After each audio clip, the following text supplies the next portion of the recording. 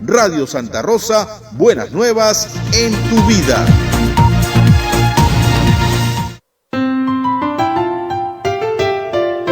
Adviento, tiempo de esperanza, tiempo de preparación, tiempo de Dios y camino de alegría. Nos anunciamos el gozo de Adviento con la segunda llama ardiendo. En la segunda semana de Adviento, la liturgia nos invita a reflexionar con la exhortación de Juan Bautista. Preparen el camino, Jesús llega. Y ¿qué mejor manera de prepararlo que buscando ahora la reconciliación con Dios? Adviento, prepárate, el Señor está cerca. Ya se acerca el Señor.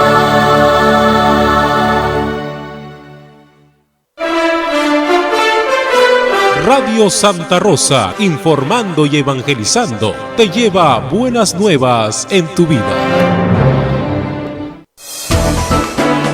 La Sociedad Dominica de Medios de Comunicación, Sodomco, presenta A Pensar Más con Rosa María Palacios.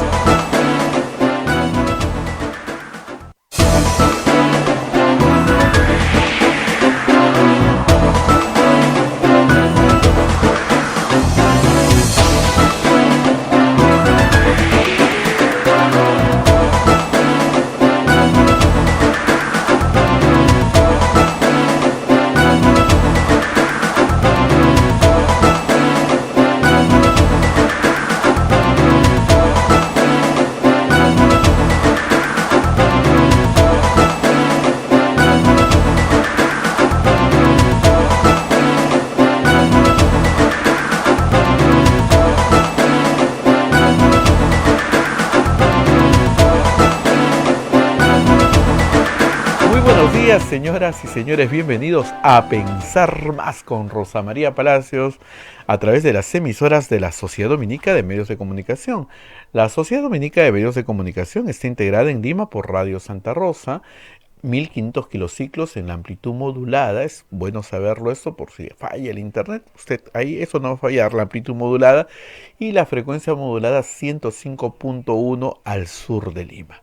También está integrada por Radio Santo Domingo, RSD, Radio San Martín Arequipa, Radio Veritas Cusco, Radio Sapagu Cayali, Radio Quillabamba La Convención, Radio Madre de Dios en Puerto Maldonado, y también Radio Quillabamba y Radio Madre de Dios no solamente nos escuchan, sino nos ven por su plataforma televisiva. También Huánuco, Radio Huánuco, Ayacucho, Radio La Voz de Ayacucho, Puno, Radio Pública y Radio La Decana, Lampa, Radio San Valentín, Huancayo, Radio Cumbres, Atipo, Radio Milenio, Abancay, Radio Estación Solar, Yurimaguas, Radio Oriente, Cajamarca, Radio Los Ángeles, Apumaque Estéreo. AM Tagua nos pone en podcast en todo el Perú y el mundo. La página web de Radio Santa Rosa, www.radiosantarosa.com.pe. Ya estamos comunicados con Rosa María Palacios, ya aquí en un ambiente navideño. Bien, Rosa María, muy buenos días, ¿cómo estás?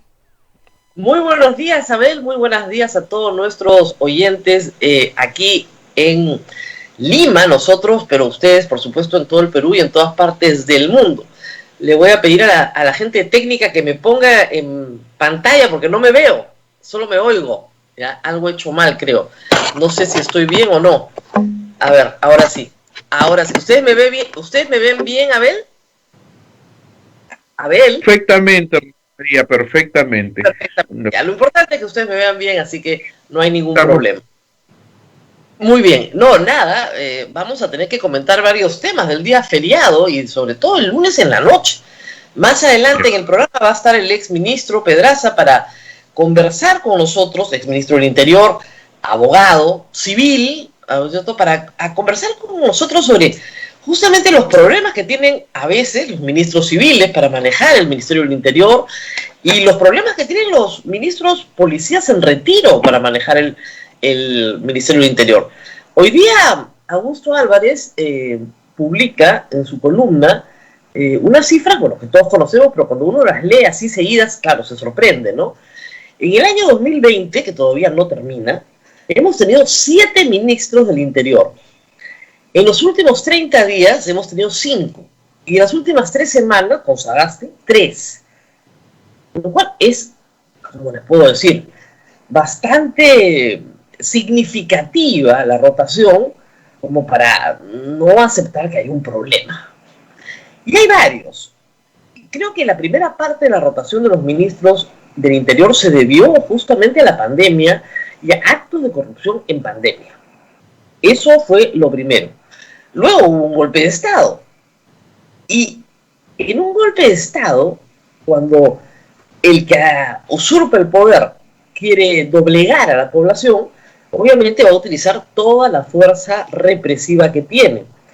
El Ministerio de Defensa no jugó esta vez, las Fuerzas Armadas no quisieron apoyar a Merino y se tuvo que apoyar a la Policía Nacional para reprimir. Y ahí tenemos la salida de un ministro, de otro ministro y de este último, que sí tiene características propias, habría que decirlo, ¿cierto? Bueno, como saben, hoy día es el Día del Ejército y 196 aniversario de la batalla de Ayacucho, la que sella la independencia de América, así que es una fecha importante para el ejército peruano.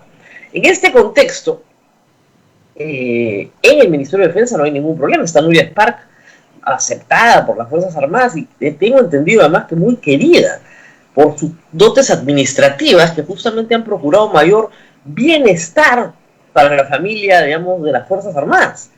Pero en todo caso, a lo que voy es a lo que ha sucedido con el último ministro del Interior, Kluber Aliaga. Cuando uno ve todo el desarrollo de los hechos, pregunta cómo llegó a ser ministro.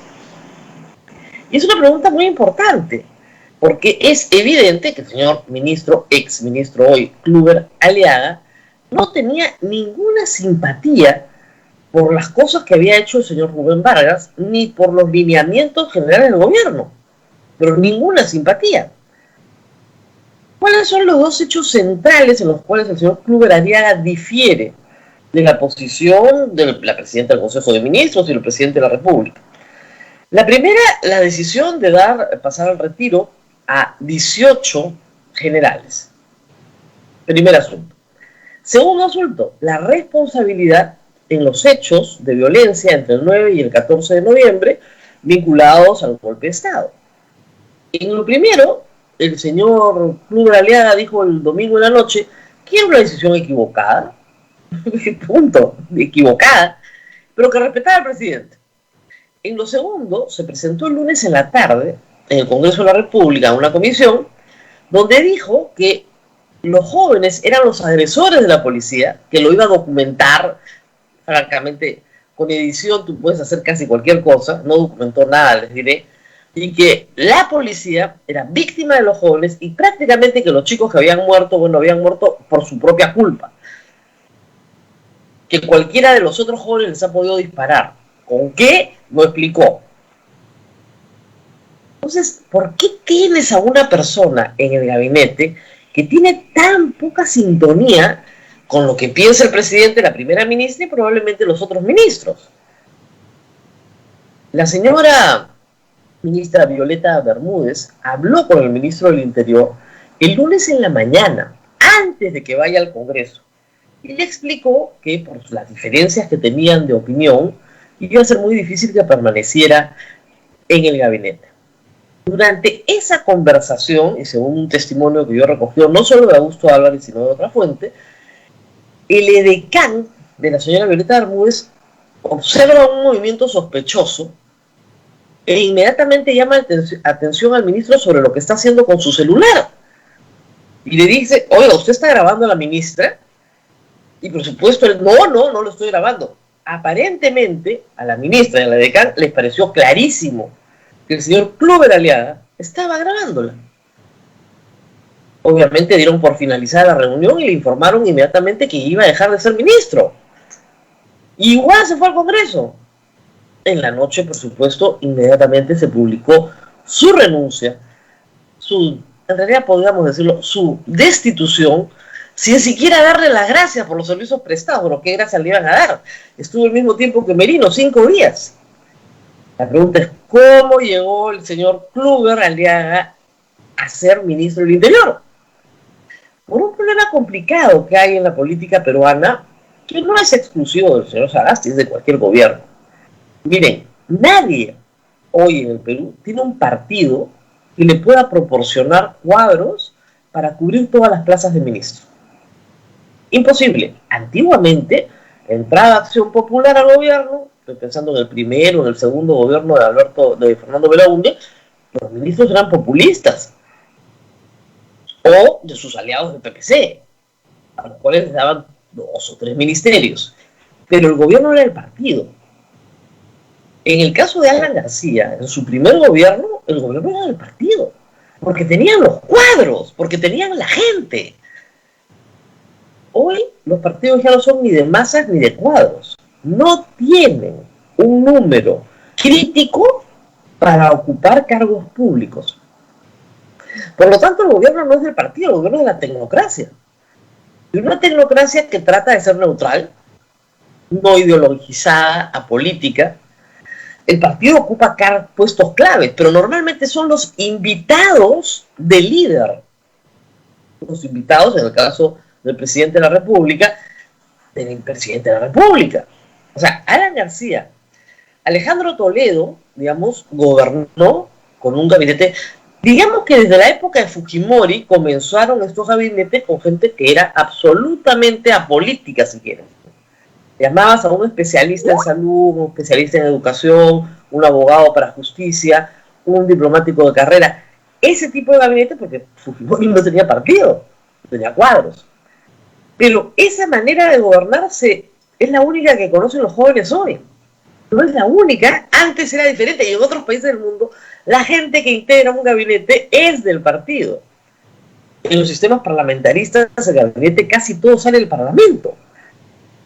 En los sistemas presidenciales se llama a gente del partido. Aquí no. Entonces, obviamente, en estas circunstancias, en un gobierno de transición, además nadie espera que el gobierno sea del Partido Morado, porque primero, el Partido Morado está en una campaña electoral y segundo, no tiene cuadros. Entonces el presidente tiene que buscar, y buscar en áreas que no son de su competencia. El señor presidente puede ser muy bueno para buscar, no sé, a un presidente con CITEC, porque ciencia y tecnología es lo que le gusta, lo que sabe, a un ministro de Economía, pero puede saber muy poco de interior o defensa. Entonces, evidentemente pidió consejo, y de acuerdo a la información que yo tengo, le presentaron unas ternas donde había alguien sembrado, pues. Me dicen que el consejero lo hizo de muy buena fe, y pensó que a él también le estaban dando información correcta. Lo sembraron, pero el currículum lucía bien. Por eso no basta leer currículums. Por eso hay siempre la entrevista personal cuando te contratan, ¿no? El currículum lucía bien. Tenía un doctorado. Un policía con un doctorado es un esfuerzo enorme. Imagínense ustedes todo el tiempo que hay que dedicarle un doctorado y además seguir haciendo tu trabajo, ¿no? O sea, denotaba pues esfuerzo, dedicación, 2 maestrías. Había estado en una zona crítica como el Callao. No habían denuncias de corrupción. Nadie dudaba de su honestidad hasta donde se pudo averiguar. Entonces, de los que se presentaron, porque se pidió a un general de la policía, este era perfecto. Pero tenía una agenda pues completamente oculta, ¿no? Hubiera sido perfecto para un gabinete de Antero Flores Arauz, pero no para un gabinete de Violeta Bermúdez. La señora Bermúdez ha dicho que le pareció que la estaban grabando, ¿no? Claro, es difícil probarlo porque en ese incidente inmediatamente pues la persona dice no estoy grabando, aprieta lo que tenga que apretar, en fin. Ya está, desaparece la conversación. Pero esta onda de grabar ministros, que es pues de Alarcón, ha debido enseñarle a Alarcón cómo se hace, sí pues es un asunto que ya tiene tiempo, sobre todo en el último quinquenio. Vamos a hablar de lo que pasa en la Policía Nacional con el ex ministro Wilfredo Pedraza en unos minutos, porque al final de cuentas lo que importa es que la Policía Nacional presta un servicio público de imperiosa necesidad. No es cualquier servicio público la seguridad de todos nosotros. Es uno de los servicios públicos más demandados, más desprestigiados. uno de los servicios públicos que implica el cuidado de nuestra vida, de nuestra salud, de nuestra propiedad. La Policía Nacional es absolutamente indispensable en una democracia, donde siempre habrá un sector marginal que no quiere cumplir la ley. No es un asunto menor que en este año hayan habido 7 ministros. Yo escribí en tono de broma hace un par de días en Twitter que si yo fuera ladrón, estaría haciendo una romería lazarita, agradeciendo. Imagínense, 7 ministros. Es imposible tener un plan de nada. Pero de las reformas más nimias, de los asuntos administrativos más banales. Porque, claro, si te cambian de ministro, en 21 días tienes 3. Es 1 por semana. Así no se puede manejar una institución. Hay que decir que el comandante general sigue siendo el mismo, ¿no? Pero vamos a ver qué pasa con José Elche. José Elche es un abogado con mucho reconocimiento en el mundo del derecho parlamentario, con mucho conocimiento en el mundo del derecho constitucional. Esas son sus áreas y es muy bueno en eso. Ha sido oficial mayor, secretario del Consejo de Ministros, secretario general de Palacio, me parece también en algún momento. Es decir, ha tenido cargos muy importantes dentro de la estructura administrativa del Estado. No dudo que derecho administrativo, derecho constitucional y derecho parlamentario tenga enormes méritos y publicaciones. Pero esto es la Policía Nacional. Ojalá que le vaya muy bien, esperemos que sí. Y además hay que decir varias cosas, ¿no? Inmediatamente comenzó el ataque porque efectivamente el señor Elche postuló en enero de este año con el Partido Morado. No milita en el Partido Morado, no está, como militante no está inscrito, pero sí postuló sin éxito. Tampoco es pariente de Gino Costa, no saben cómo me ha hecho una gracia porque, claro, Gino Costa dice, el señor es nieto de mi tío, pero no es el hijo de mi primo. O sea, porque el tío es político. Y de esto se ha enterado el año pasado. No tenía idea. A veces pasa, ¿no es cierto? Muy bien. Y bueno, anoche hemos tenido también una ronda, aprovechando el día feriado, del señor Merino. Desde el lunes en la noche, les diría yo. El señor Merino, de alguna manera, quiere volver a tener protagonismo cuando debería tener la modestia de darse cuenta de que le embarró y que cometió un delito. Y claro, pensará que la mejor defensa es el ataque, entonces está atacando. Estos congresistas, los que tenemos hoy, no van a hacer nada por juzgar al señor Merino, porque tendrían que juzgarse a ellos mismos. Porque el poder del señor Merino emana de los 105 golpistas que lo pusieron de presidente. Pero uno de los ejes de la campaña que viene va a ser, y me encargaré yo en todas nuestras entrevistas, va a hacer que los partidos y los candidatos tomen posición sobre quiénes quieren efectivamente que estas personas sean juzgadas para que no lo vuelvan a hacer, y quiénes quieren que aquí no pase nada, que volteemos la página, que aquí ya estamos ya en otro asunto. No, señores, en agosto del próximo año el señor Merino tiene que ser investigado, solicitado el levantamiento de su inmunidad al Congreso, ¿no es cierto?, de su antejuicio. Antejuicio del Congreso, perdón, el antejuicio se manda a la Corte Suprema, es decir, con todas sus garantías. Él y los 105, como coautores. Y de ahí tendrán que decir las barbaridades que ha dicho, como, ya el Tribunal Constitucional nos ha dado la razón. ¿Ah? ¿No sabe leer el señor? Ha salido Eloy Espinosa Saldaña, Luciano López y otros abogados a explicarle al señor Merino que, bueno, pobre, no tiene educación jurídica, a pesar de que ha sido presidente del Congreso, explicarle que lo que ha hecho el Tribunal Constitucional es ignorar el tema, sustracción de la materia. No me interesa, no voy a hablar del asunto. No le ha dado la razón. Le ha dado una coartada por unos meses, por unos pocos meses, pero que hable bien con sus abogados, porque en agosto comienza su proceso. Tiene, reitero, beneficio de antejuicio, pero no tiene inmunidad. Ahí ya está levantada. Un mes después, en agosto, 30 de agosto, se quedó sin inmunidad y va a tener que ser procesado. Y lo que nosotros queremos saber como votantes, como electores, es qué posición tiene sobre un proceso amerino el Partido Aprista, el PPC, el Fujimorismo, el señor Urresti Podemos, el señor Forsyth, el Partido Morado. O sea, yo quiero saber quiénes van a impulsar desde la Procuraduría de la Presidencia de la República o la Procuraduría del Ministerio de Justicia una acción contra los sediciosos que dieron un golpe de Estado el 9 de noviembre. ¿Quién? Primer candidato que lo diga gana. O sea, me queda clarísimo, ¿no es cierto?, que Daniel Salaverry con Martín Vizcarra pueden hacer eso sin ningún problema. Pero los demás, Verónica Mendoza, Marco Arana, su partido votó a favor. Ahí los 8 partidos que votaron a favor, por supuesto, no tienen nada que decir de los 9 que están en el Congreso. Pero hay 15 afuera que tienen algo que decir, ¿no? Me imagino. Y aquel que se posicione como una persona antigolpe, le va a ir muchísimo mejor que aquellos que digan, bueno, ya pasó, todos somos hermanos, etc. Entonces, el TC no avaló nada. El TC no avaló el golpe de Estado. Dijo sustracción de la demanda. ¿Qué quiere decir eso? No me interesa. No voy a hablar del tema. ¿Ok? Una resolución de 2 páginas. No entro al fondo de nada, porque ya el asunto de Richard Swing ya pasó y no tengo nada que decir. Ha dicho algo más el señor Merino. Ha dicho que el IDL y el Partido Morado tienen una oficina en el Ministerio del Interior.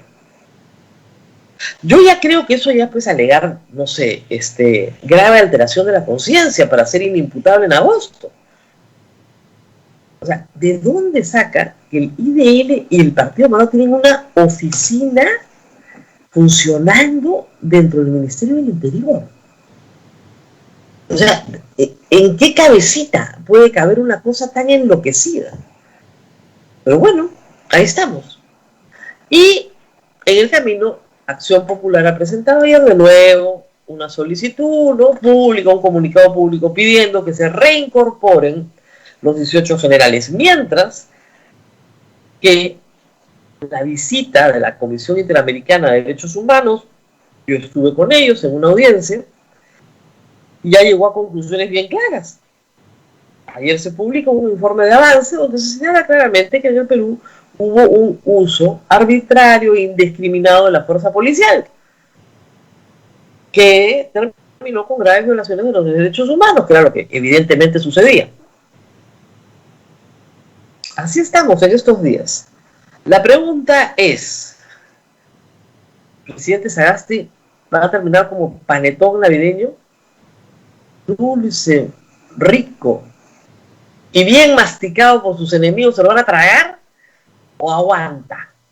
Estamos en eso todos los peruanos, esperemos que aguante. Pero para que pase el peligro de una destitución, tendríamos que estar muy avanzados en la campaña. En ese momento nadie va a querer destituirlo, porque si no lo hace mal, que espero que lo haga al menos regular, va a ser lo que tenemos que tener porque no queda otra, ¿ok? Y si encima vienes a destruir eso también, ya lo único que quieres es destruir. Entonces, creo que los partidos lo van a dejar en paz, por lo menos hasta el 11 de abril. De ahí comenzarán de nuevo. Habrá uno que querrá ser presidente por un día, ¿no? Como Merino, todos querrán tener pensión vitalicia, no sé. Pero el asunto es que por lo menos ahí lo van a dejar en paz, pero tenemos que acercarnos mucho más a las elecciones. Hoy día, Abel, estamos 9, ¿ok? Estamos en diciembre, a enero, a febrero, a marzo, a abril. 4 meses para las elecciones, nada más, 4 meses. Es como cuando a una novia ilusionada le dicen, faltan 4 meses para que te cases. ¿Qué hace la novia? El novio también se prepara, ¿no es cierto? Bueno, van a sus charlas y se van a casar por la iglesia, se prueban el vestido, se lo vuelven a probar, lo entallan, hacen dieta, se ponen bien bonitos, se arreglan un poquito, se cortan el pelo, se ponen guapos, ¿no? La novia se pone linda. el novio se pone flaco, ya. Tienen que arreglarse, ¿no es cierto?, para lucir bien. Estos partidos son como la novia. Tienen que arreglarse para lucir bien. Y no están haciendo eso todavía. En los próximos días lo vamos a ver. Están intentando algunas tácticas francamente muy extrañas. Tenemos todavía unos minutos, Abel, y mucha gente que nos escribe, que nos escucha, me dicen, pero dígame, Rosa María Palacios, ¿por quién votar? Les aviso lo que les aviso en todas las campañas. Yo no les puedo decir eso. Nadie se lo puede decir en realidad. Salvo, no sé, una persona en la que usted confíe mucho, ¿no? Le pregunta a su padre, ¿no? ¿Tú por quién votarías? A su madre. Pero nadie les puede decir por quién votar. Esa es una decisión que en una democracia cada uno de ustedes tiene que tomar por sí mismo.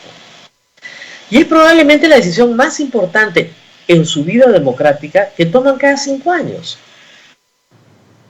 Entonces, igual que la novia y el novio, tienen un tiempo para pensarlo. Porque te terminas casando y después el matrimonio termina siendo un infierno, ¿no? Entonces tienen tiempo para pensarlo, tienen tiempo para mirar. No les digo que tomen una decisión hoy día, la tienen que tomar el 11 de abril.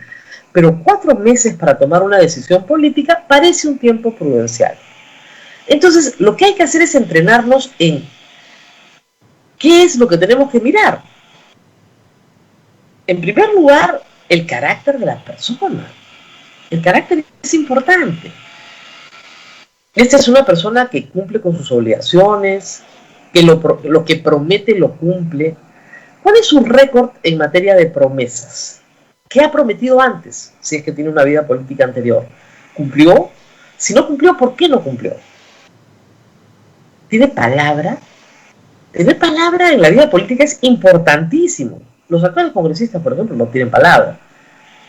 Ahí, si ustedes le piden tener palabra a los políticos, probablemente descarten a la gran mayoría. Pero es algo muy importante, carácter. Es una persona que sabe liderar, sabe mandar o sabe gobernar. Son 2 cosas muy diferentes. Puede llegar a acuerdos beneficiosos para el país. Lo segundo es ver qué agenda tienen.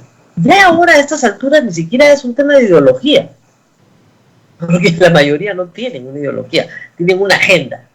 Entonces tú dices, bueno, ¿qué agenda tiene este señor? ¿Qué quiere ser presidente? ¿Por qué quiere ser congresista? Y ahí hay muchas preguntas que no tienen respuesta. Y si uno no averigua por qué quiere ser presidente, por qué quiere ser congresista, a lo mejor no va a votar por él, porque no tienen la respuesta. Y necesitan la respuesta.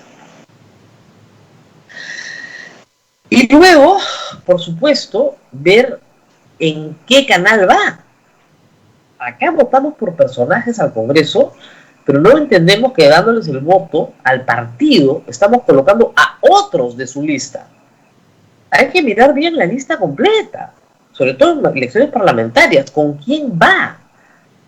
Ya, este señor es muy bueno, muy decente, efectivamente cumple lo que promete, su agenda es una agenda para el bien común, muy bien, pero su compañero de lista es una persona tramposa, está procesado, tiene juicio, no paga los alimentos de sus hijos, jamás ha cumplido una promesa.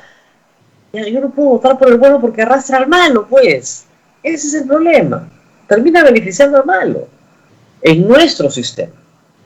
Ojalá que algún día cambie y ya no tengamos voto preferencial y tengamos listas cerradas. Entonces, si no nos gusta no nos gusta el 1, el 2 y el 3, no votamos por ese partido.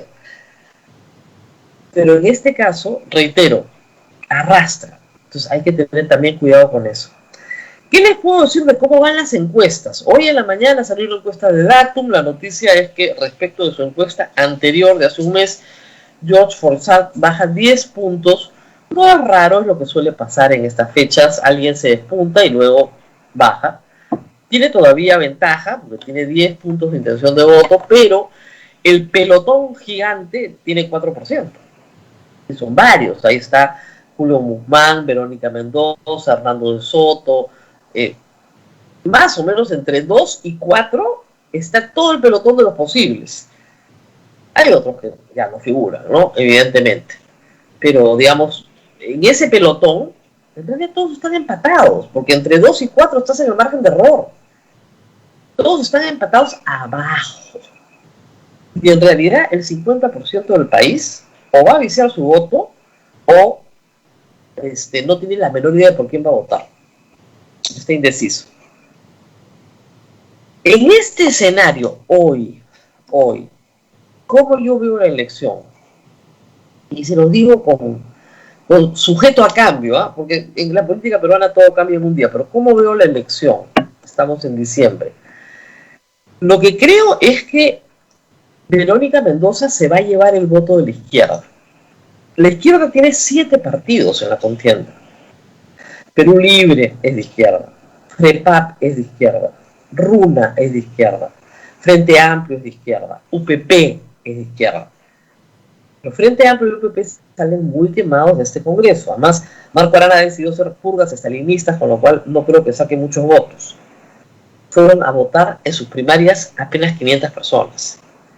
Entonces, esos partidos, esos 6 partidos, tienen una simpatía dentro del voto de izquierda en el Perú, que es 1/3 del electorado. 1/3 del país vota rojo, vota a la izquierda. Siempre, sobre todo el sur del país, que es muy fuerte. Ese 1/3 del país está buscando un candidato. Esa candidata va a ser Verónica Mendoza, tal como están las cosas hoy.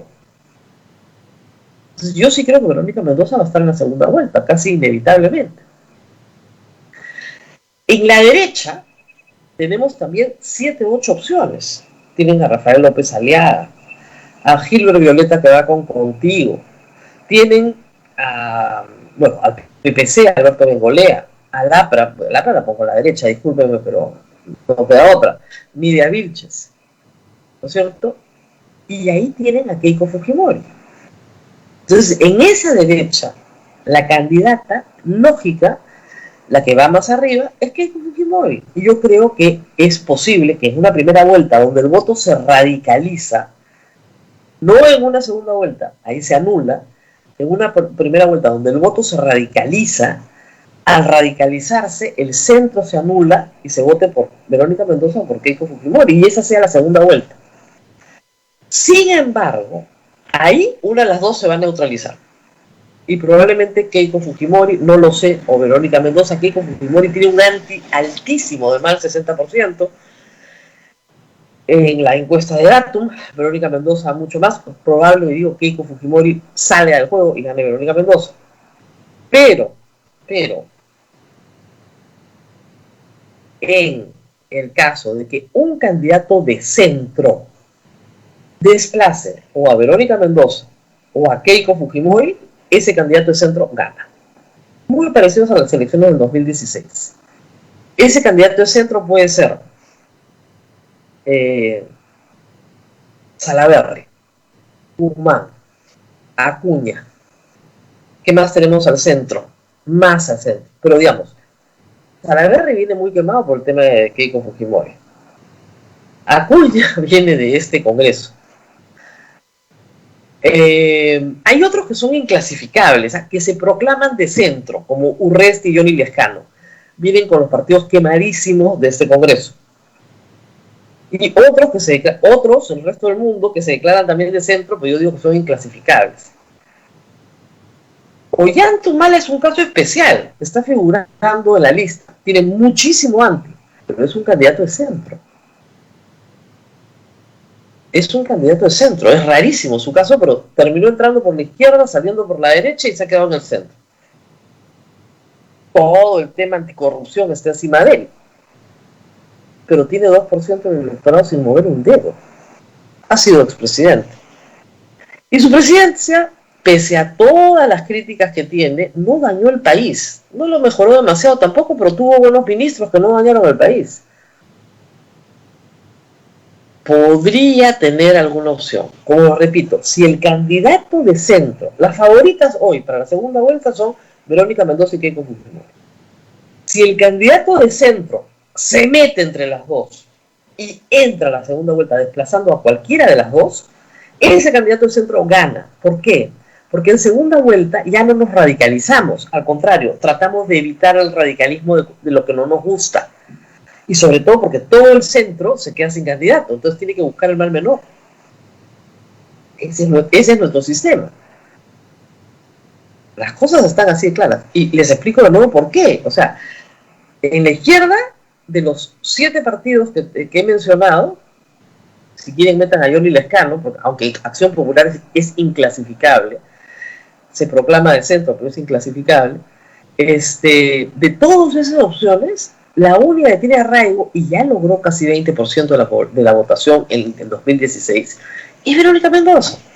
La izquierda no tiene un candidato mejor. Y en la derecha, no hay un candidato mejor que Keiko Fujimori. Entonces, al final, el que atrape el centro, pero que logre convertirse en una opción de segunda vuelta y pase la primera vuelta, desplazando a las otras dos que van a tener muy buena votación, ese gana. Pero hay que las desplacen, pues. Ese es mi modesto análisis hoy día, gratis, se los cuento. Vamos a ver qué pasa después. Hay gente que cree que Keiko Fujimori está absolutamente quemada. El problema es que si ustedes revisan la lista de las opciones de derecha, no hay muchas más opciones. No hay muchas más opciones. Hernando de Soto podría haber sido una opción de la derecha, sin partido, un vientre de alquiler, organización, y diciendo disparates. Le están haciendo unos memes buenísimos, no distinguen la OMP de la ONP, no hay forma.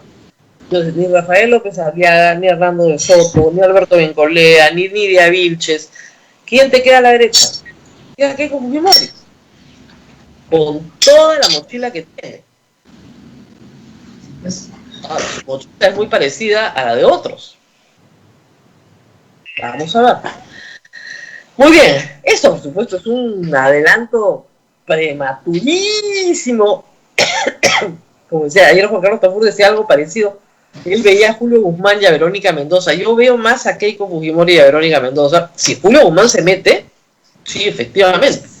Pero se puede meter cualquiera que sea el centro y que sea percibido como el centro-centro. Porque al final lo que la gente busca en una segunda vuelta es una posición centrada, no radical. Aunque es tiempo radicalismo. Bueno, muy bien. Estamos ya con el ex ministro del Interior, Wilfredo Pedraza, para hablar de esta crisis que tiene el Ministerio del Interior como ministerio y la Policía Nacional como organismo de represión y de servicio público, ¿no? Que tiene esta doble cara. Vamos a hacer una pausa, Abel, y regresamos con Wilfredo Pedraza. Sí, Rosa María, hay que decir que tu análisis es al 9 de diciembre, porque los escenarios cambian y varían terriblemente. Todo cambia. Así es. Una semana es un siglo. Olvídense. No. Y también nos preguntan acá si vamos a entrevistar a todos los candidatos. Bueno, algunos no quieren. Son bienvenidos. El problema es que conmigo no quiere nadie. ¿Qué puedo hacer? No soy la chica más solicitada de los medios. Pero pero si les digo una cosa a los candidatos, los que sobreviven conmigo, les va recontra bien en la campaña. ¿O no? Todos los que pasaron en las sesiones de enero, casi todos los que entrevistamos entraron. ¿No es cierto, Abel? Así es. Bien, y no se olviden. Una mano. No. Tenemos buena mano, los que sobreviven. Ahora, eso sí, vamos a entrevistar también candidatos al Congreso en la medida de lo posible, pero por favor que lean su constitución antes de venir, ¿eh? O sea, de verdad, ya revisar no mata gente, pues. Hay cositas que tienen que saber. Si saben bien su constitución, no se van a sentir incómodos con ninguna pregunta, pues. Pueden venir. Tienen que leer, pues, que los congresistas no tienen iniciativa de gasto, que los congresistas no pueden contratar, ¿no es cierto?, ni interferir en los contratos, en fin, cosas básicas, pues. Que además, si tuviéramos partidos de cuadros con formación partidaria, eso sería parte de la formación partidaria, pues. Lo mínimo. ¿Cómo preparo yo a un candidato al Congreso? Bueno, le explico qué es lo que es un congresista, pues. Y cómo lo hace, y con qué reglas lo hace, qué límites tiene. Muy bien, Abel, pausa y regresamos con Wilfredo Pedraza. La pausa. No se olviden que el 18 de diciembre es nuestra rifa, así que les estamos esperando que nos ayuden en el BCP. Ahí sale la cuenta y todo lo demás y van a la pausa. Vamos a la pausa y volvemos. Sodomco, Sociedad Dominica de Medios de Comunicación. Antes, para hacer su tarea, María tenía que recorrer un largo camino hasta la biblioteca más cercana. Ahora que tiene HughesNet, el internet satelital número 1, solo camina a la sala de su casa para tener acceso a la mejor educación. HughesNet te ofrece planes desde 20 megas, Wi-Fi incorporado y más datos para estar siempre conectado. Visita internetsatelital.com.pe y recibe el primer mes gratis. HughesNet, el internet satelital que llega donde otros no llegan. Aplican términos y condiciones. Sodomco, Sociedad Dominica de Medios de Comunicación.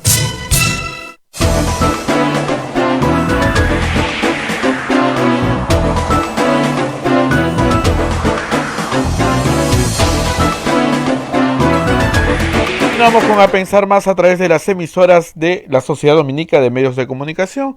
El Perú nos está viendo a través de Radio Santa Rosa en Lima y 1500 kilociclos en la amplitud modulada, 105.1 en la frecuencia modulada, Radio Santo Domingo Chimbote, Radio San Martín en Arequipa, Radio Veritas Cusco, Radio Zapabu Cayali, Radio Quillabamba la Convención, Radio Madre de Dios Puerto Maldonado, Radio Huánuco en Huánuco, Radio La Voz de Ayacucho en Ayacucho, Radio Pública en Puno, Radio Moro en Ancash, Radio Cumbre en Huancayo, Radio La Decana en Puno, Radio San Valentín en Lampa, Radio Estación Solar en Abancay, Radio Oriente en Yurimagua, Radio Los Ángeles en Cajamarca, Pumaquisterio, también AM Metagua nos ponen podcast en todo el Perú y el mundo, y la página web de Radio Santa Rosa, www.radiosantarosa.com.p. Rosa María ya se encuentra con el doctor Wilfredo Pedraza, ex ministro del Interior. Rosa María, adelante, por favor. Señor Pedraza es ministro del Interior, pero también hay que avisarle al público que acaba de ganar en días recientes nominación como candidato al Congreso con el número 1 por Lima, por el Partido Nacionalista de Ollanta Humala. Él ha sido ministro del Interior justamente en el periodo de gobierno de Ollanta Humala. Muy bien, yo quería empezar por una apreciación, digamos, sobre los números obvios, ¿no? 7 ministros en un año no puede ser una buena noticia. ¿Qué cosa pasa estructuralmente en el Ministerio del Interior para que esto suceda? Buenos días, Rosa María. Creo que la primera impresión que me genera es congoja, la verdad, porque el sector interior es un sector importante, tiene que ver con la seguridad interna, el orden interno, la lucha contra la delincuencia, tiene que ver con el respeto del personal policial también, y creo que lo que hemos visto en las últimas semanas ha sido un desastre en términos de país, en términos de institucionalidad policial, actuación con exceso, malas decisiones políticas, ilegales decisiones, diría, que responden, creo, a una mirada equivocada del sector. De hecho, 7 ministros en menos de 30 días no grafica sino una situación de... 5 en 30 días, 7 en un año, ¿no? En un año que no termina. Realmente el sector interior siempre ha sido una silla voladora.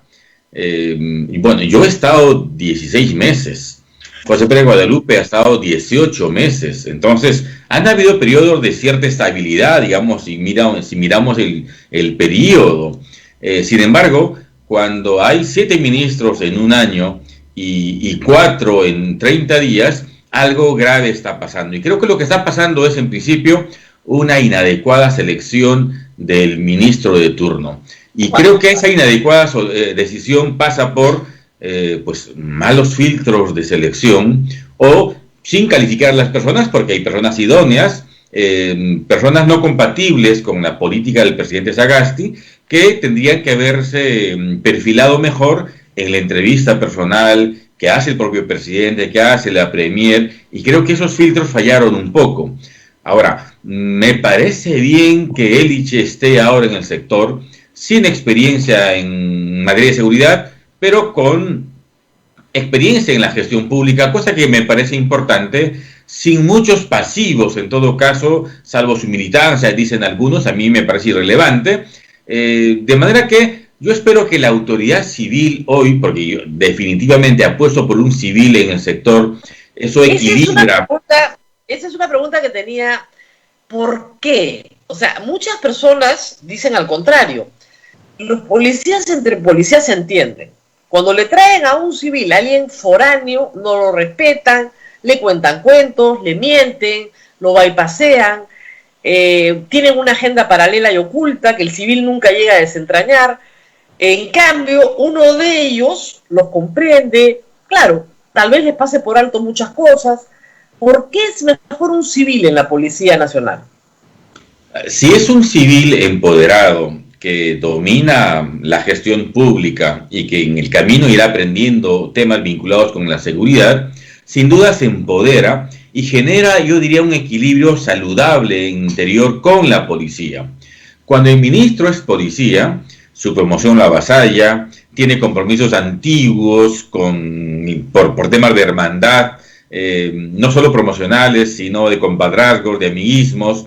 Y creo que ese equilibrio sano que debe haber entre el ministerio como control político y la policía se pierde. Y eso hace mucho daño.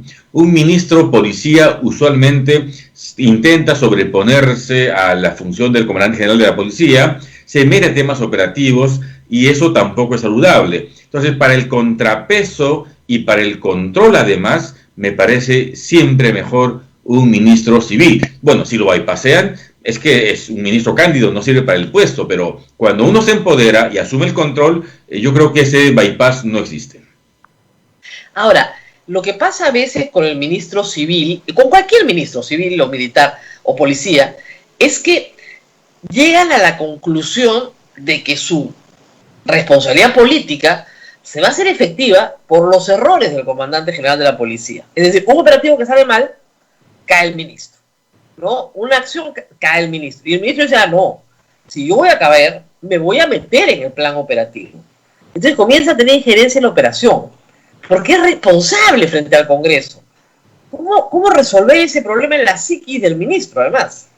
Bueno, es inevitable que se meta un poco, pero no al punto de direccionar planes operativos donde no se conoce. Por ejemplo, en mi periodo, en las marchas, que han habido muchas marchas también, yo participaba con el director general en ese momento en nuestro centro, en una sala de video wall, a través del cual podíamos monitorear las marchas, la sinergia de la policía y de quienes protestaban, y a través del comandante general ordenar retrocedan, replieguen, refuercen, digamos. Pero, ministro, ¿quién da la orden? O sea, hay uno que manda al final. ¿Quién manda? El comandante general, sin duda. Okay. Eso es incontestable. Uno puede opinar, puede sugerir, pero en un tema operativo, en estricto, es el comandante general. Es un tema de los uniformados y así tiene que ser. Ese control, creo que, por ejemplo, en este último caso falló.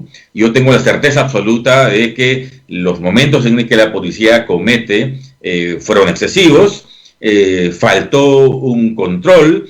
En un conflicto social siempre uno avanza y retrocede, graduando la violencia, la presión que se ejerce contra quienes protestan. Ese control falló y era un control que sin duda puede hacerlo el comandante general y podría participar también el ministro si estaba observando, como normalmente debería ser, observando lo que pasa en la calle en un contexto tan importante como hacer protestas. Así es. Ahora, lo que es interesante yendo a los hechos del 9 al 15 de noviembre, digamos, es que la violencia contra la población, la represión excesiva, se da, como en la época de Sendero Luminoso, en algunos momentos y en algunos lugares. Es decir, el momento es básicamente la noche del 12 de noviembre y la noche del 14 de noviembre, y el lugar es el Cercado de Lima. No Correcto. se da en el resto del país. No se da contra marchas en todo el país. No se da en marchas en otros distritos de la ciudad de Lima. Solo en el Cercado. Lo cual hace apreciar que hubo una línea de mando hacia esa zona. ¿por qué cree que puede haber pasado esto? Porque en el fondo es un disparate. O sea, si yo voy a reprimir, reprimo, ¿no es cierto?, indiscriminadamente. ¿Por qué se reprime discriminadamente contra ese grupo y en ese lugar? La experiencia enseña que el grupo que se concentra entre Colmena y Abancay Parque Universitario es el grupo que intenta llegar al Congreso de la República, que es una zona restringida. Y las broncas se dan por eso exactamente. Entonces, está claro que en la historia policial uno tiene que reforzar la seguridad en toda la avenida Abancay para evitar que los manifestantes lleguen al Congreso. Eso es una regla. Señor ministro, se libera pues la avenida Abancay. Bueno, o sea, esa es una opción, pero si no lo libera...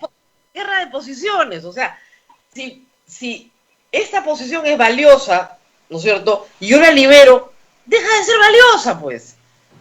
El problema es que siempre se asume que la integridad del Congreso está en riesgo en esa dinámica. Entonces, siempre... Pero digamos, no creo que seamos Guatemala, ¿no? Y la verdad es que si uno protege el recinto del Congreso, podría entenderse como proteger Palacio de Gobierno. Pero no, que no se puede entrar a la Plaza Bolívar o que no se puede estar en la Avenida Abancay. O sea, esa mentalidad ha costado 2 vidas. Parecía bueno, que sin duda. Estaban defendiendo una posición militar. O sea, no pueden tener una lógica militar. La defensa de Plaza de Armas y Plaza Bolívar es una regla en la policía y por eso el control de la avenida Abancay y las vías paralelas.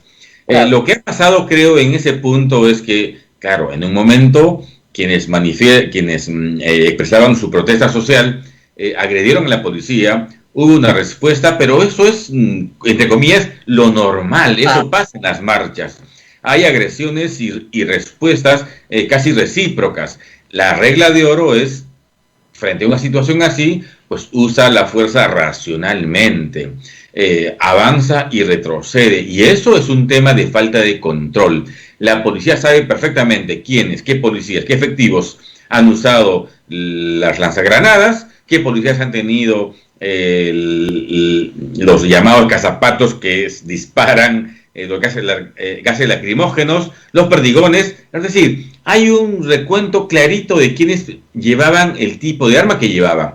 Así las cosas, la investigación no tendría que demorar tanto. Mi impresión es que ha habido una falta de control, exacerbación, detenciones innecesarias, maltrato a jóvenes en las comisarías, no evaluando que no eran detenidos por delincuencia común, sino por una protesta de carácter social, universitarios además.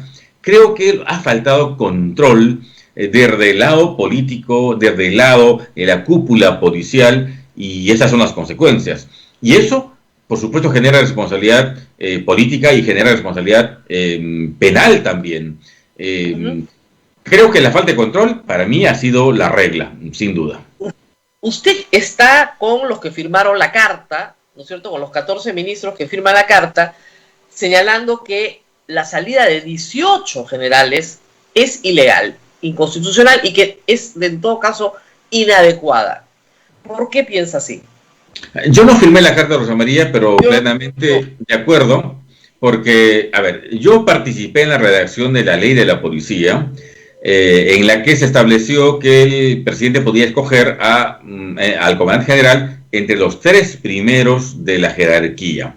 La regla era, como ocurre en las Fuerzas Armadas, dar institucionalidad, evitar excesos en las bajas y, por tanto, no afectar la carrera de gente que tiene 35 años en la policía y de pronto, de un día por otro, por una decisión política, se encuentra en la calle. Entonces, el espíritu fue ese, y tengo claro, por supuesto, que esa es la literalidad y el espíritu de la norma. Entonces, me parece que la decisión de Rubén Vargas fue ilegal, impertinente, digamos, políticamente insostenible, porque, claro, podía haber esperado 30 días, en diciembre renovar, que ahí no hay límite, y hacer lo que él hizo, designar a quien quería. Para que entienda el público, en la Policía Nacional, igual en las Fuerzas Armadas, hay la figura de invitación al retiro por renovación.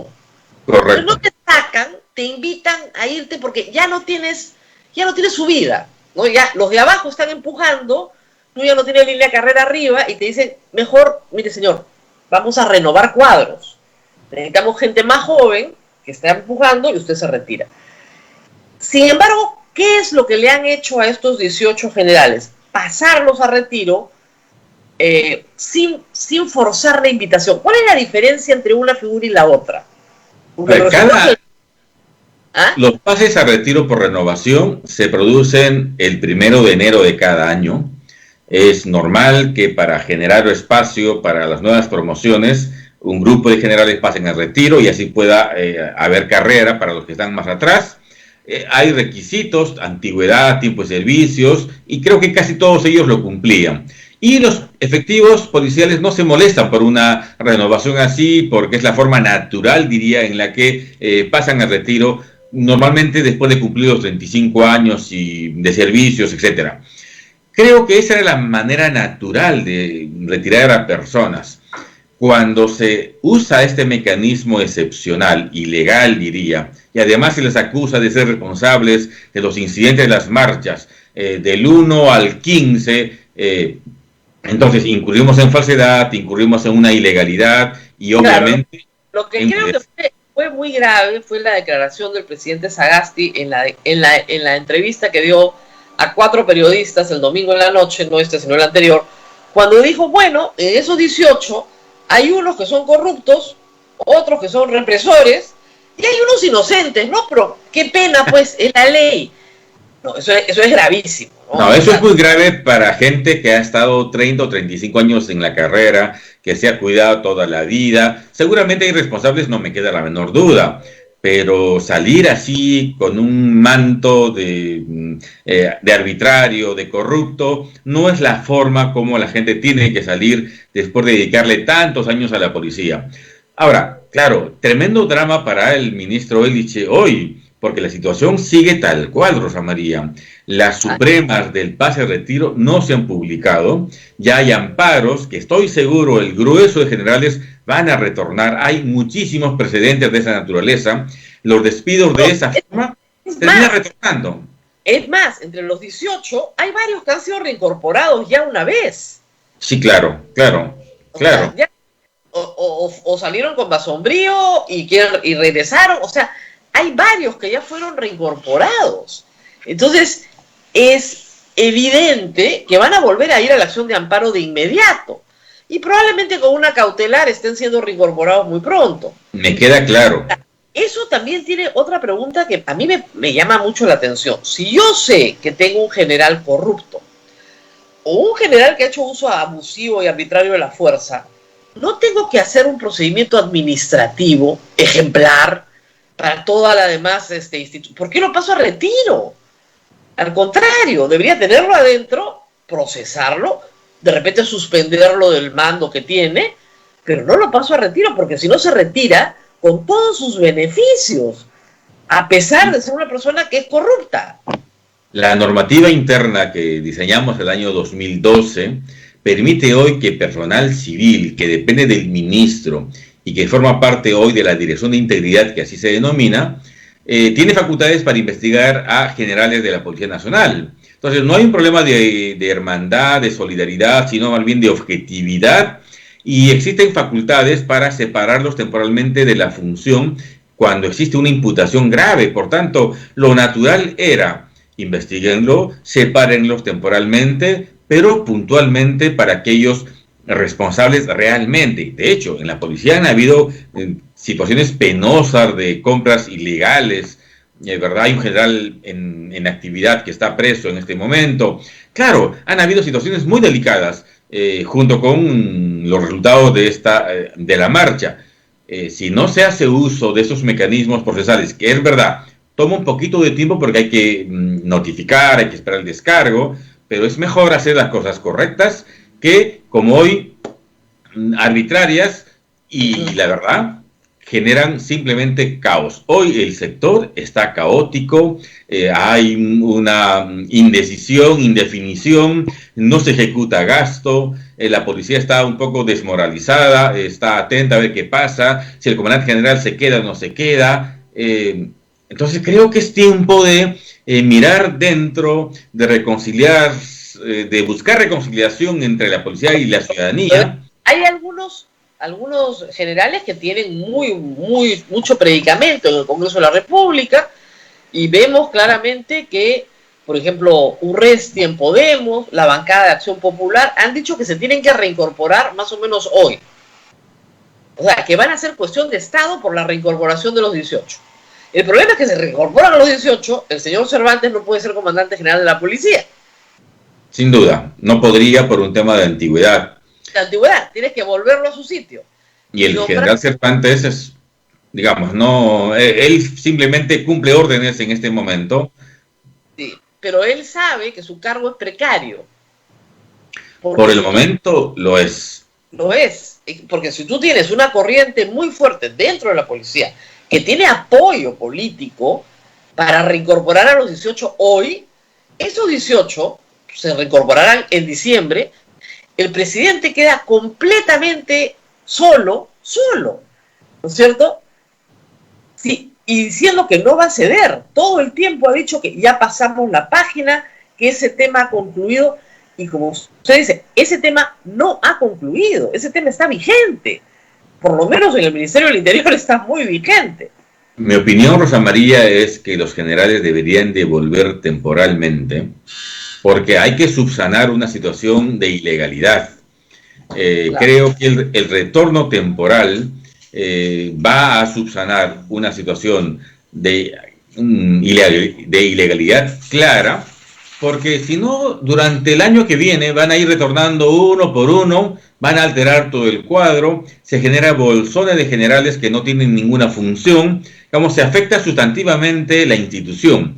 El retorno temporal para luego eventualmente volver a invitarlos al retiro me parece una medida que los reivindica y que internamente subsana la situación. Creo que el presidente Sagasti se equivoca cuando cree que hay decisiones que hay que mantenerlas a cualquier costo. Si uno se equivoca, políticamente es mucho más correcto decir, excusa, me equivoqué, y lo subsano. Lo que pasa es que tiene una lectura, yo creo que literal, del artículo pertinente.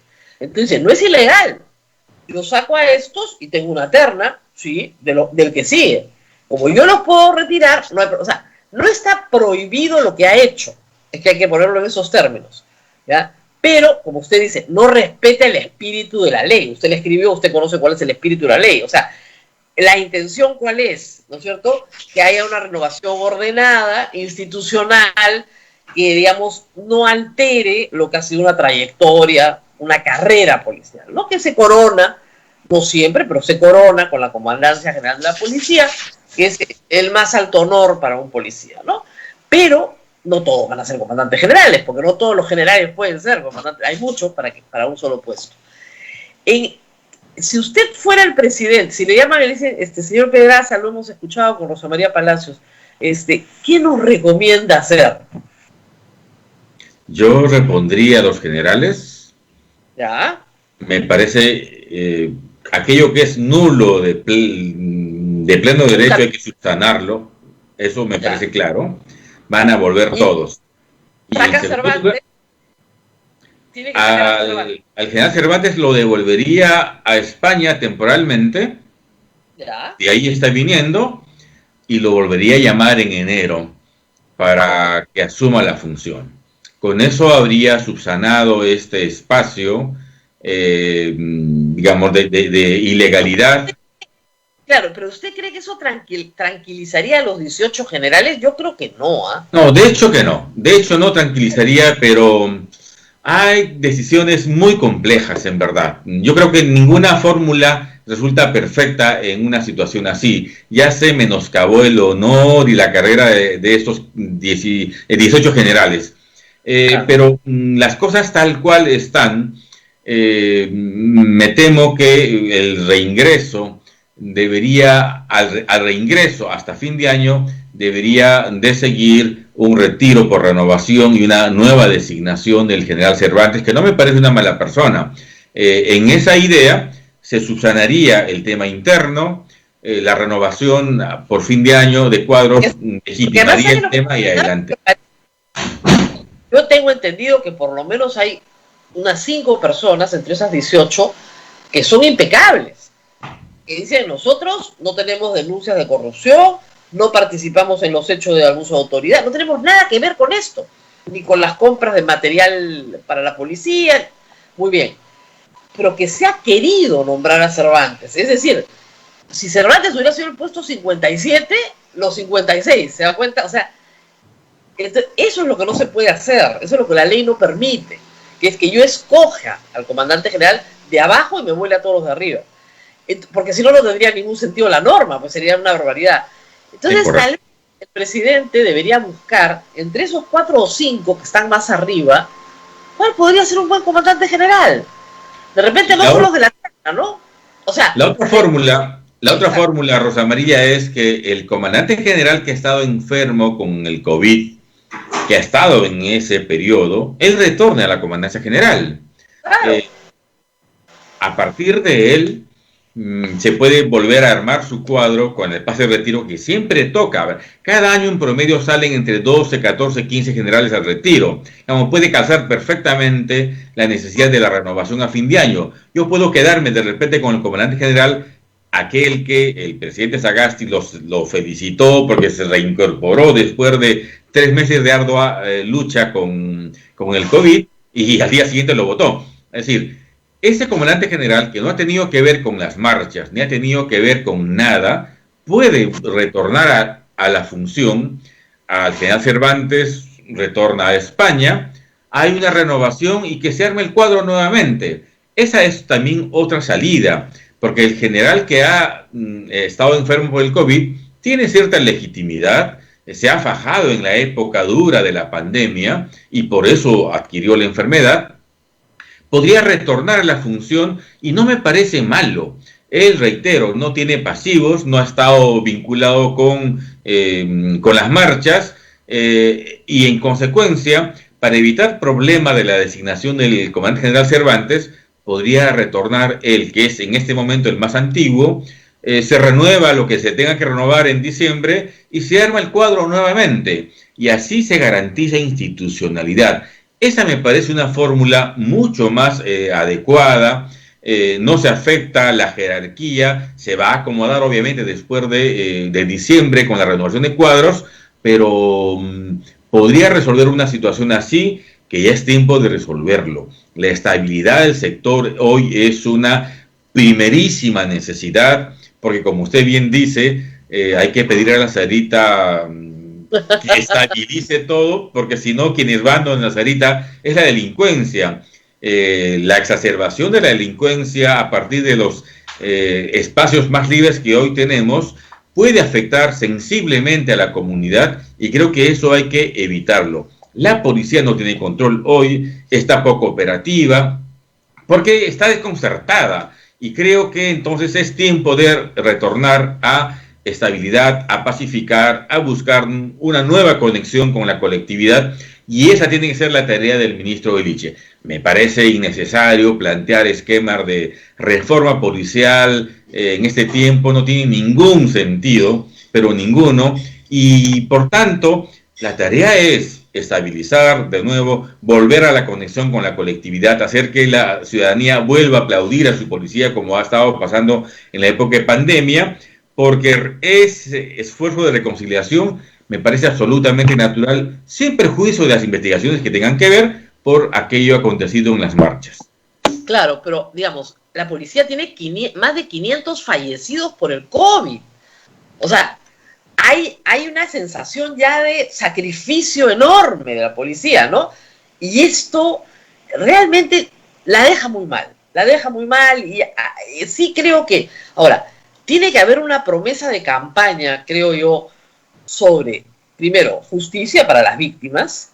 Sin duda. Y segundo, lucha anticorrupción en la policía. El problema de la policía y la corrupción es un problema, como ya lo hemos discutido muchas veces, estructural. Estructural, desde la comisaría, desde el patrullero, hasta el general que se roba. O sea, ¿cómo te vas a robar los elementos de protección de tu propia gente? O sea, ya eso es increíble. O sea... Es muy grave, de hecho. Claro. Los actos de inmoralidad en la policía se han acentuado en los últimos tiempos.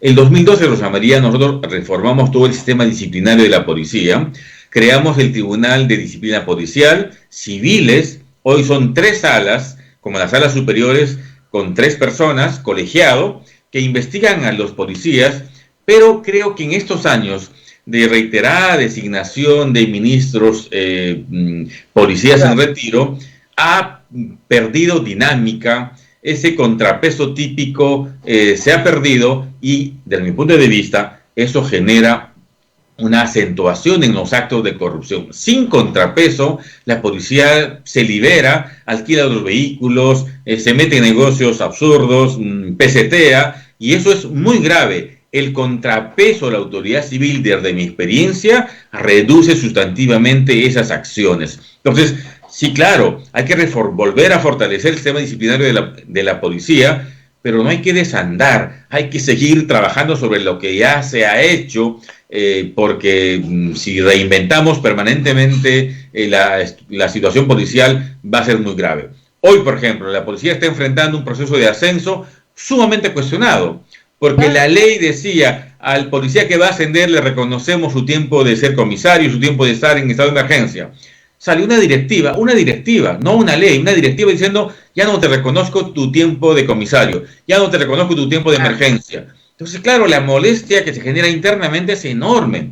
¿Por qué se hace esto? Porque hay pequeñas cúpulas que manejan a su libre albedrío a la policía como una chacra, y eso no es bueno. Por eso, retornar a la institucionalidad, a la legalidad, me parece absolutamente importante, y generar un contrapeso también vital. Ojalá el ministro Eliche se empodere, yo creo que va a poder hacerlo. Ojalá tenga un equipo sólido que le permita restablecer un buen vínculo respetuoso, pero jerárquico con la policía, y así promover mejor servicio a la comunidad. La policía ha aportado, como usted dice, Rosa María, más de 513 efectivos muertos en pandemia, ni en la época del terrorismo. Es gravísimo. Vaya uno a saber si esas consecuencias son, o esos resultados son consecuencias de la entrega indebida de materiales, de un diseño pésimo de las estrategias. Eso en el tiempo habrá que analizarlo, porque me parece muy grave que más de 500 efectivos policiales, como no ha pasado creo en el mundo, fallezcan en tiempos de pandemia por falta de equipos o por mala dirección política operativa. Así es. Y no puede ser que al comandante general, que se ve enfermo a su casa, que se contagia en servicio, porque se contagia en una visita a Chiclayo, que sobrevive al COVID, a pesar de todos sus problemas, que lo felicitan el día que aparece, se lo felicita Sagasti, ¿no es cierto? Lo aplauden, ¿no? Al día siguiente lo votan. O sea, ¿qué clase de trato es este? Es un maltrato innecesario, absolutamente innecesario, ¿no? Pero en fin, ahora no puedo evitar, dado que tenemos, yo creo que 5 minutos más, para preguntarle algo sobre su candidatura, porque me sorprendió. ¿Se ha inscrito usted en el Partido Nacionalista? Yo acepté, Rosa María, una invitación del expresidente Ollanta Humala. Decidí en esa dinámica inscribirme en el partido y acepté también su invitación de liderar la lista por Lima. Tengo la candidatura número 1 por Lima, así que entraremos a la campaña. Ahora, es una campaña para Ollanta Humala y para el Partido Nacionalista muy difícil. Tengo entendido que tiene sus cuentas embargadas, o sea, las cuentas del partido, que no pueden pagar la luz, que tienen que hacer polladas para pagar los servicios básicos. ¿En qué condiciones entran a competir? Bastante precarias, porque hace 2 días la OMPE nos ha dicho que no puede hacer nada por el tema de nuestras cuentas, que utilicemos las acciones legales que correspondan. Pero a ver, la OMPE de un lado nos obliga a tener una cuenta y queremos tener una cuenta. Ninguna entidad bancaria quiere abrir una cuenta porque el partido está investigado en tema de lavado de activos. Entonces, atrapados en esa circunstancia, vamos con mucha desventaja. Nosotros vamos a exigir que la OMPE nos promueva, nos ayude a abrir una cuenta, porque la informalidad nos va a meter en un problema y nos parece que es responsabilidad de la OMPE, en tanto conductora del proceso, garantizar que los partidos participemos de manera igualitaria. Que sea que les permitan abrir una cuenta en el Banco de la Nación. Bueno, lógico, pero el Banco de la Nación, incluso el Banco de la Nación se ha negado a esa circunstancia. Entonces, claro, el juez Concepción Carbancho nunca lo va a autorizar y nos parece que esa es una responsabilidad de la OMPE. Le vamos a responder muy pronto para decirles que a ellos les compete facilitarnos el cumplimiento de la norma, porque si no, la circunstancia es compleja. Claro, entendemos el tema legal, entendemos las limitaciones, pero la participación igualitaria es una obligación de la OMPE, conductora de este proceso. Muy bien. Y en materia de, usted también es abogado de Ollantumala, muchos dirán, pero Ollantumala está entrando a juicio. ¿Cómo va a ser una campaña si entra a juicio oral? ¿Cuándo empieza el juicio oral de Ollantumala? Porque según el señor, ¿cómo se llama? José Domingo Pérez, hay montones de casos ya listos para ser juzgados. Yo hasta ahora no veo ninguno. Tiene 5 acusaciones nada más, ningún caso. Pero se supone que el de Ollantumala ahora sí entra a juzgamiento. Está en control de acusación desde mayo del año pasado. ¿Cuándo empieza el juicio oral? Bueno, el caso lavado de activos, estamos en la fase final del control de la acusación. Supongo que nos tomará todo diciembre, quizás una parte de enero. Mientras se dicta el auto, nos pasará pues febrero, marzo probablemente. En el mejor escenario será pues mayo, probablemente, abril. De manera tal que, bueno, es un proceso complejo ciertamente, para nosotros cada vez más claro respecto a la irresponsabilidad de Ollanta Humala y de los demás investigados, porque el tema está bastante claro. Lavado de activos o financiamiento ilegal son dos delitos absolutamente diferentes. Financiamiento ilegal es un delito hace un año apenas en nuestro país y por tanto lo natural sería que se archive este caso. Nosotros los amaríamos plantear una excepción de improcedencia de acción diciéndole, juez, hay una nueva ley, toma en cuenta ese tema, estos asuntos electorales vinculados a campaña política son temas administrativos.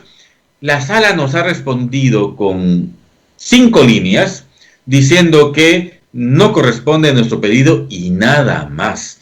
Estamos yendo a la Corte Suprema porque claro, un tema tan importante como la discusión si un partido político puede estar vinculado a un tema de lavado de activos o si la supuesta recepción de dinero para campaña política es o no delito de lavado de activos, tendría que ser materia de una amplia discusión en la Corte Superior.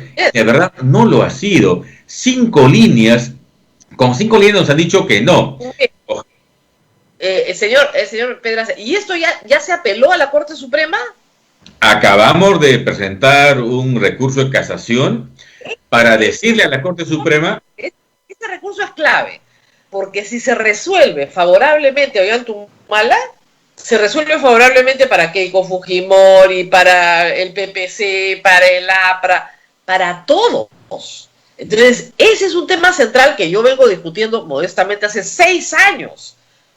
Y obviamente la Fiscalía tiene su perspectiva, yo tengo la mía, pero yo creo que no es el tipo penal, el del lavado de activos, es otro tipo penal que no estaba previsto en el código. La claridad de hemos estado estudiando ciertamente esos temas y hemos visto que en Colombia, Argentina, Brasil, España, ha habido etapas. 0 regulación en un momento, cero regulación del control de aportes, luego regulación administrativa, luego regulación penal, y estamos en ese proceso. Lo penal en nuestro país tiene un año, agosto del 2019.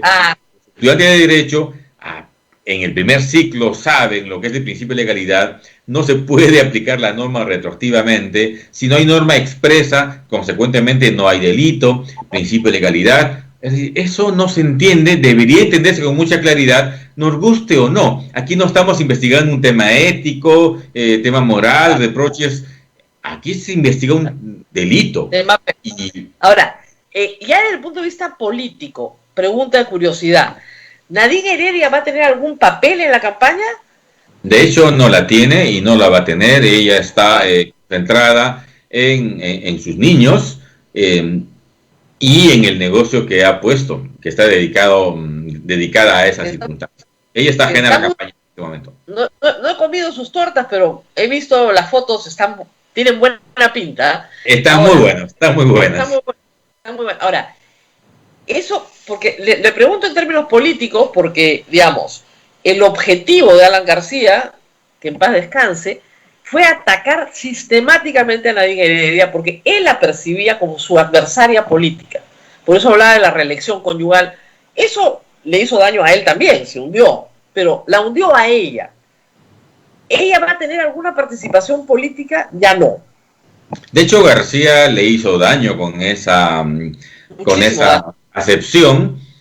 Hoy Nadine no va a participar en la política. Tiene lamentablemente, además, yo diría con un exceso judicial que espero pronto se repare, un arresto domiciliario, de manera tal que no puede hacerlo. De hecho, la campaña la está conduciendo el presidente Ollanta. Acaba de estar en Huaraz. Hace unos días viajó todo el norte, está comenzando a generar nuevamente sinergia con las bases, visitando antiguas obras que él ha hecho, porque nuestra oferta en campaña va a ser, Humala sabe gobernar, lo ha hecho con estabilidad, lo ha hecho respetando las líneas macro de la política económica, ha invertido muchísimo en programas sociales, en educación, etcétera.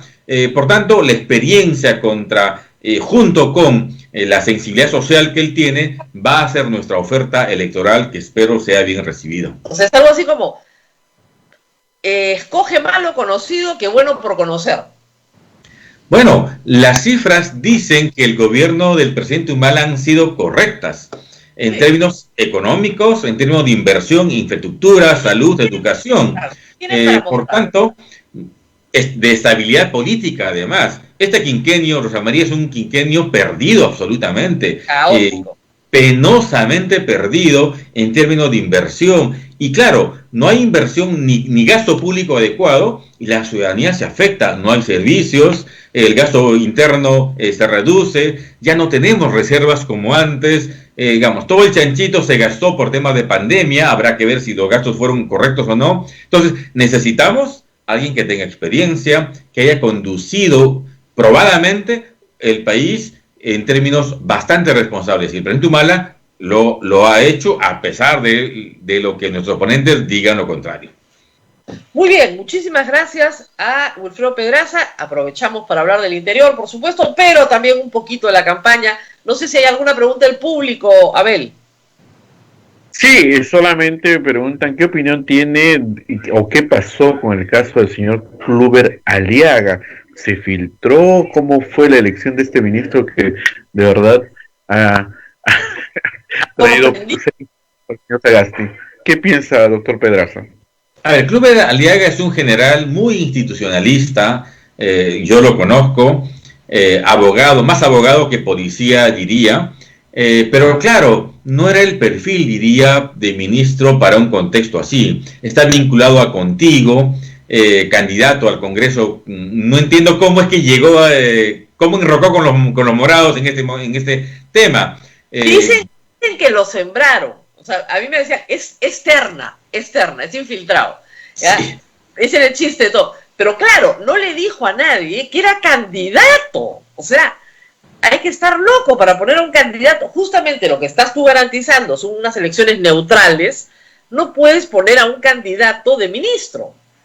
Pero además, Rosa María, cuando se invita a ser ministro, pues se habla del tema principal. O sea, y el tema principal era qué se hace con estos generales que están en el limbo en este minuto. Entonces, definir eso era una regla de oro con quien lo entrevistó y lo invitó para ser ministro. Y creo que ha habido un error en la selección, sin duda. Así es. Siendo bueno el general Kluber, siendo Kluber una persona correcta, sí. Para otras cosas puede ser, porque a mí lo que me dijo una fuente es, revisamos su currículum, y era muy buen currículum, tenía un doctorado, tenía 2 maestrías, no tenía faltas disciplinarias en su hoja de servicios, no había tenido ningún problema en el Callao, que es un sitio problemático. Sí, ni tiene denuncias por corrupción, nada de eso, o sea, el perfil era adecuado. Se preguntó, honesto, sí. Conoce. O sea, digamos, en papel, pero lo que dice, pues faltó la entrevista personal, ¿no? ¿Qué piensa usted O sea, ¿ha habido un golpe de Estado en el Perú? Si te dicen, no, eso no es golpe de Estado. Muchas gracias, señor, hasta luego, ¿no? Entonces, ya llamas al siguiente, ¿no? Hay error en la selección, sin duda. Exacto. No le hicieron las 3 preguntas que había que hacer. 3 preguntitas nomás y yo te lo defino rápido. De Muy acuerdo. bien. A ver, nos vamos despidiendo. Muchísimas gracias al doctor Pedraza. Gracias, doctor. Gracias, Rosa María. Gracias a ustedes. Buen día. Muy buen día y nos ha dejado con muchas novedades. Vamos a esperar que resuelve la Suprema en esa casación importantísima para Keiko Fujimori, para Ollanta y para otros políticos peruanos, partidos peruanos que están metidos en el mismo problema desde hace ya muchos años. Nos despedimos, pero conmigo será, por supuesto, hasta mañana. Nuevamente estaremos con ustedes el día de mañana. Hasta mañana y no se olviden de la rifa, no se olviden de ayudarnos con la rifa. Yo prometo grabar nuestro comercial casero hoy en la mañana. Es bien sencillo participar, no tienen que ir a ninguna parte, todo lo pueden hacer desde el teléfono. 5 solcitos vale la rifa. Y nosotros, a pesar de lo que dicen nuestros detractores en las redes sociales, no tenemos publicidad del Estado, ni siquiera, miren, nuestro auspiciador es el Papa, o sea, los comerciales, ¿ustedes qué escuchan? Ustedes lo que escuchan es mensajes de la iglesia. Antes escuchaban nuestros paseos, ¿no es cierto? Nos íbamos a Naguaná, Santa Rosa de Quis, ya no podemos organizar paseos, ¿ya? Tampoco podemos hacer muchas cosas que hacíamos antes, no tenemos la kermés de diciembre, entonces necesitamos que nos compren la rifa, por favor, 5 soles. Si les gusta este programa, llamen. Y por supuesto están invitados nuestros oyentes de todo el Perú, de otras radios a las que les regalamos este material. Nosotros somos una asociación sin fines de lucro. Este programa se comparte y se regala. Muchas radios en el Perú utilizan nuestro material gratuitamente y con mucho cariño, pero digamos 5 solcitos, ¿no? O sea, por lo menos para una rifita, aunque sea. Muy bien, gracias, Abel. Nos vemos mañana. Nos vemos mañana. Cuídate mucho. Chao, chao.